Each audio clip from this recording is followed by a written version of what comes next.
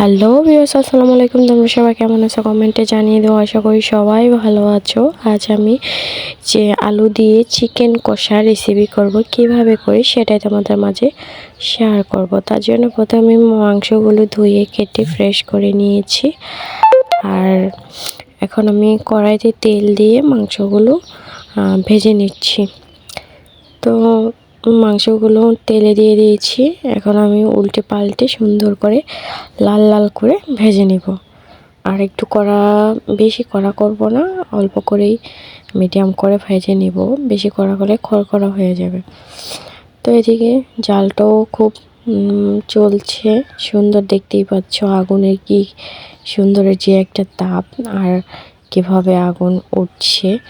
তো এই কথা বলতে বলতে দেখা যাচ্ছে যে মাংসগুলো হয়েই গেল, ভাজা প্রায় হয়ে আসছে। এই তো এখন মাংসগুলো লাল লাল হয়ে গেছে। আমি এটাকে নামিয়ে নিব। সবগুলো মাংস নামিয়ে এই তেলের ভেতরে আমি কাঁচামরিচ কুচি আর পেঁয়াজ কুচি সবগুলো দিয়ে তেলে নেব, বাদামি কালার করে আনিয়ে নেব। তো এদিকে জালটা নেমে গেছিলো, আবার একটু ধরিয়ে দিলাম। আর এদিকে পেঁয়াজ কুচিগুলো ভালো করে এই তো ভেজে নিয়েছি, লালচে লালচে হয়েছে। তো এবার লাল কালার হওয়ার পরে আমি যে তরকারিতে পানি দিয়ে দিলাম। এখন আমি সব আইটেমের মশলা অ্যাড করে দেব। তো প্রথমে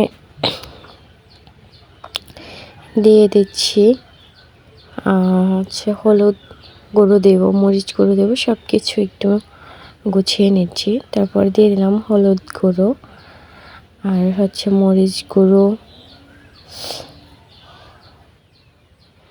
মরিচ গুঁড়ো দিয়ে দিয়েছি। তারপরে পরিমাণ মতো আদা রসুন বাটা, এটার সাথে জিরা নাই, আজ জিরা দেইনি, তো পেস্ট করা ছিল না, এজন্য আর দিলাম না। তো এতো মরিচের গুঁড়ো একটু দিয়ে দিচ্ছি, আর একটু স্বাদ মতো লবণটাও দিয়ে দিলাম। এখন মশলাটাকে ভালো করে কষিয়ে নিব। মশলাটাকে ভালো করে কষিয়ে নিচ্ছি। আর এদিকে মশলা গা থেকে তেল ছেড়েছে। এই কষানো মশলার ভেতরে আলু কুচিগুলো দিয়ে দেব। বেশ কিছু আলু কেটে রেখে দিয়েছি গোটা গোটা করে। তো আলুটার সাইজ বেশি বড় করিনি, যেহেতু ব্রয়লার চিকেন, তো ছোট ছোট করেই এটাকে কেটে নিয়েছি। তো এখন এগুলো ভালো করে আমি কষিয়ে নিব।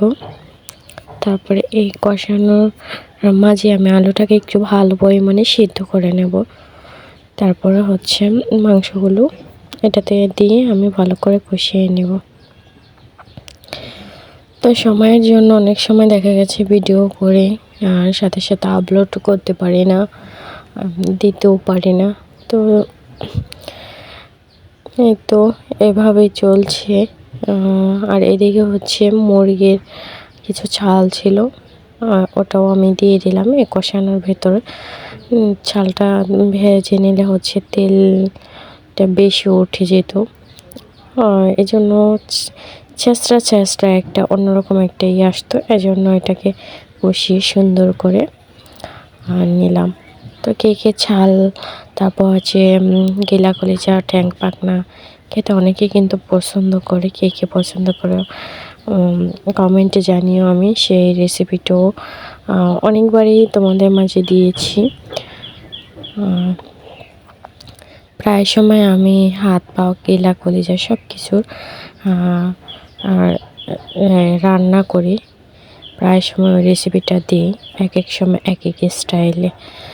তো আলু কষানো প্রায় হয়ে গেছে। আর এই কষানোর ভিতরে এই যে মাংসগুলো আমি ছেড়ে দিয়েছি, এটা দিয়ে আমি ভালো করে মশলার সাথে মাখিয়ে একটু কষিয়ে নেব। তো অনেকে আছে ভাজা মাংস দেখা যাচ্ছে আলু কষিয়ে তারপর ঝোল দিয়ে, তারপরে ঝোল বলক আসলে ভাজা মাংসটা দিয়ে দেয়। ওভাবে থেকে আমি মনে করি এভাবে বেটার হয়। এটাতে কিন্তু মশলাতে মাখানো হয়, মাখো মাখো সুন্দর হয়। আর এদিকে কাঁচামরিচ ছেঁড়া দিয়ে দিলাম 3-4টে।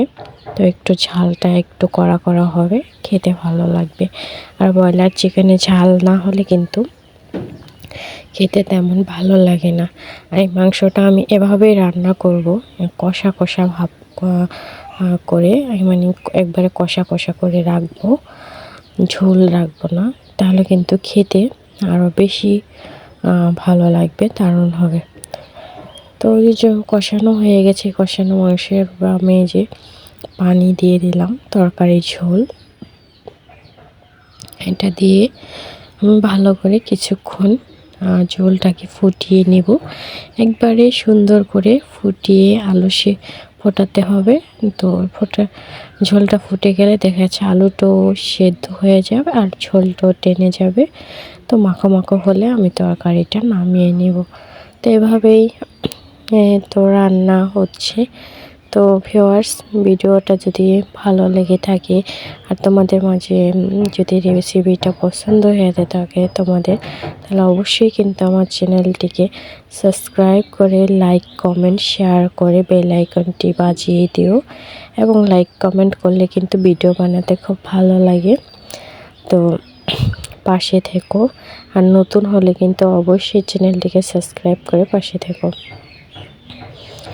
তো রান্না প্রায় শেষ পর্যায়ে চলে আসছে। তো কিছুক্ষণ আর জাল করে তারপর আমি এটা নামিয়ে নেব।